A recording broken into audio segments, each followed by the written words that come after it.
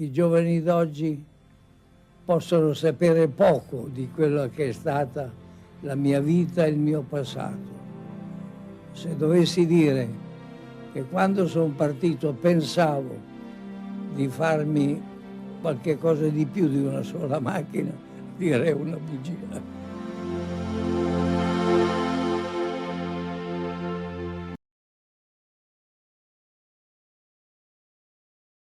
The history starts here. After the collapse of his family's carpentry business, Ferrari searched for a job in the car industry.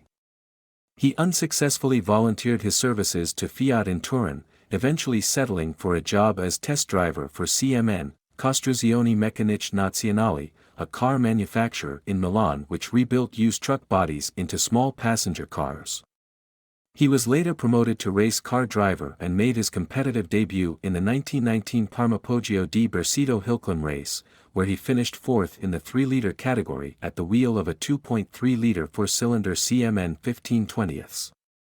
On November 23 of the same year, he took part in the Targa Florio but had to retire after his car's fuel tank developed a leak. Due to the large number of retirements, he finished 9th. Hi everybody, welcome to my channel. Make sure you subscribe and like the video. Before we start, let's continue. Now in 1920, Ferrari joined the racing department of Alfa Romeo as a driver. Ferrari won his first Grand Prix in 1923 in Ravenna on the Savio circuit. 1924 was his best season, with 3 wins, including Ravenna, Polesine and the Coppa Acerbo in Pescara. Deeply shocked by the death of Ugo Savacci in 1923 and Antonio Ascari in 1925, Ferrari, by his own admission, continued to race half-heartedly. At the same time, he developed a taste for the organizational aspects of Grand Prix racing. Following the birth of his son Alfredo, Dino, in 1932, Ferrari decided to retire and to focus instead on the management and development of the factory Alfa race cars, eventually building up a race team of superstar drivers, including Giuseppe Campari and Tazio Novellari. This team was called Scuderia Ferrari, founded by Enzo in 1929, and acted as a racing division for Alfa Romeo. The team was very successful, thanks to excellent cars like the Alfa Romeo P3 and to the talented drivers, like Novellari. Ferrari retired from competitive driving, having participated in 41 Grands Prix with a record of 11 wins. In this period, the prancing horse emblem began to show up on his team's cars. The emblem had been created and sported by Italian fighter plane pilot Francesco Baracca. During World War I, Baracca's mother gave her son a necklace with the prancing horse on it before takeoff. Baracca was shot down and killed by an Austrian aeroplane in 1918. In memory of his death, Ferrari used the prancing horse to create the emblem that would become the world-famous Ferrari shield. Initially displayed on Ferrari's Alfa Romeo racing car, the shield was first. Alfa Romeo agreed to partner with Ferrari's racing team until 1933, when financial constraints forced them to withdraw their support, a decision subsequently retracted thanks to the intervention of Pirelli. Despite the quality of the Scuderia drivers, the team struggled to compete with Auto Union and Mercedes. Although the German manufacturers dominated the era, Ferrari's team achieved a notable victory in 1935 when Tazio Novellari beat Rudolf Caracciola and Bernd Rosemeyer on their home turf at the German Grand Prix. In 1937, Scuderia Ferrari was dissolved and Ferrari returned to Alfa's racing team, named Alfa Corse. Alfa Romeo decided to regain full control of its racing division, retaining Ferrari as sporting director. After a disagreement with Alfa's managing director Ugo Gabato, Ferrari left in 1939 and founded Autoavio Costruzioni, a company supplying parts to other racing teams. Although a contract clause restricted him from racing or designing cars for 4 years, Ferrari managed to manufacture 2 cars for the 1940 Mille Miglia, which were driven by Alberto Ascari and Lotario Rangoni.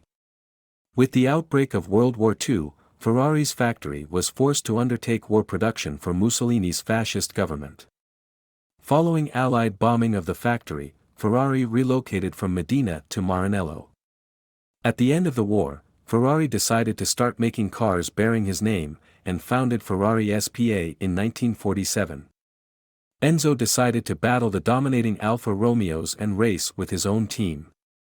The team's open-wheel debut took place in Turin in 1948 and the first win came later in the year in Lago di Garda.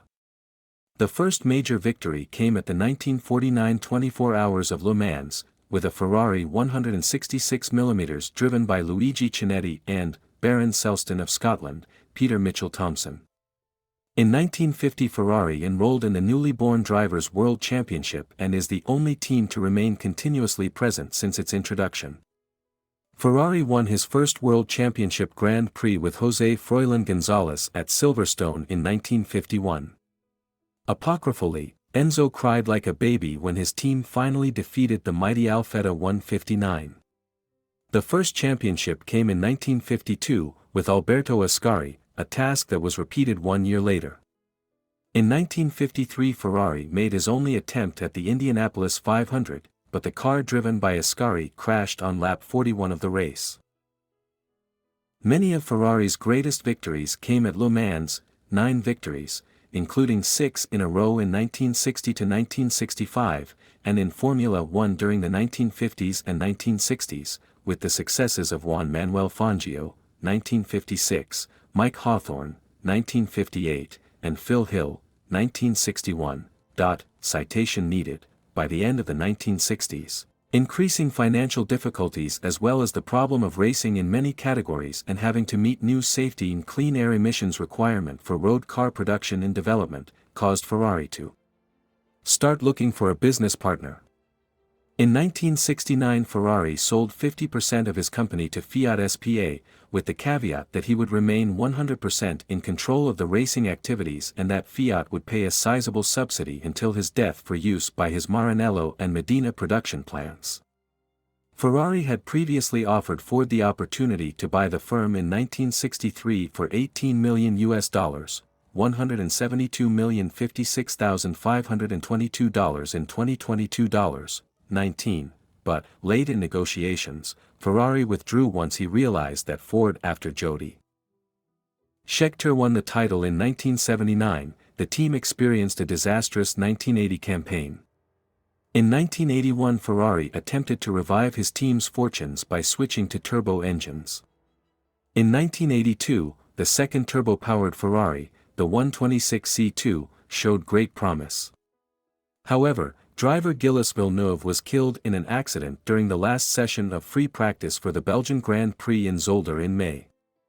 In August, at Hockenheim, teammate Didier Pironi had his career cut short in a violent end-over-end flip on the misty back straight after hitting the Renault F1 driven by Alain Prost.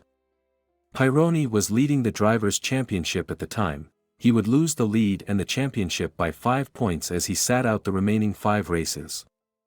The Scuderia went on to win the Constructors' Championship at the end of the season and in 1983, with driver René Arnoux in contention for the championship until the very last race. Michel Alboreto finished second in 1985 but the team would not see championship glory again before Ferrari's death in 1988. The final race win Ferrari saw before his death was when Gerhard Berger and Alboreto scored a 1-2 finish at the final round of the 1987 season in Australia. Would not agree to grant him independent control of the company racing department. Ferrari became a joint stock company, and Fiat took a small share in 1965. In 1969, Fiat increased their holding to 50% of the company.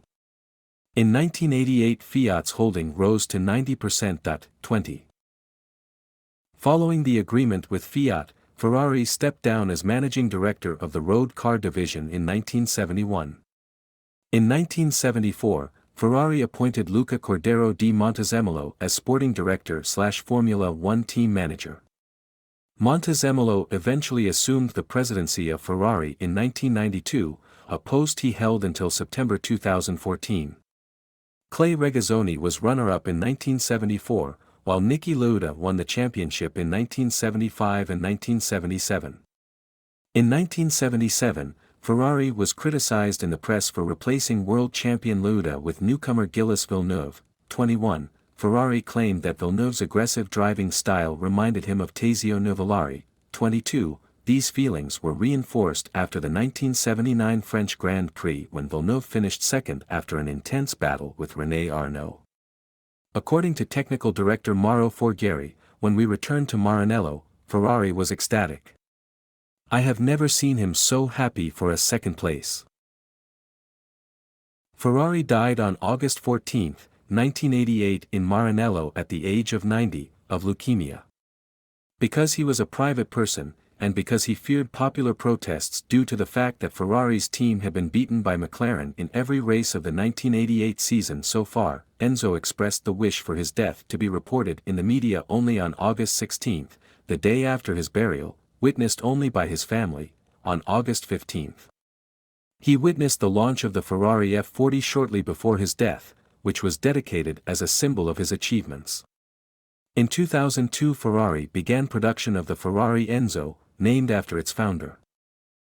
The Italian Grand Prix was held just weeks after Ferrari's death, and the result was a 1-2 finish for Ferrari, with the Austrian Gerhard Berger leading home Italian and Milan native Michele Alboreto. It was the only race that McLaren did not win that season. Since Ferrari's death, the Scuderia Ferrari team has remained successful. The team won the Constructors' Championship every year from 1999 to 2004, and in both 2007 and 2008. Michael Schumacher won the World Drivers' Championship with Scuderia Ferrari every year from 2000 to 2004, and Kimi Räikkönen won the title with the team in 2007. And I am sure you liked the video and don't forget to like and subscribe.